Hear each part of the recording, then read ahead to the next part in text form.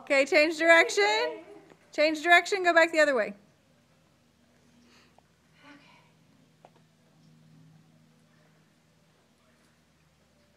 Yep, good, excellent, focus.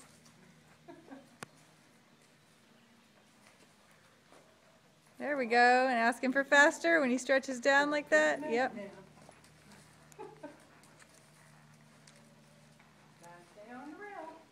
Good, use your strings if you need them. Suggest with your seat and then support it with your rein or your string.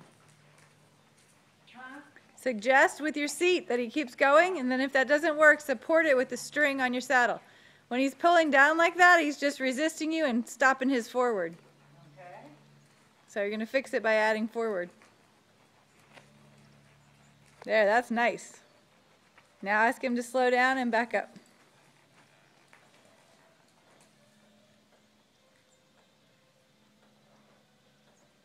Good.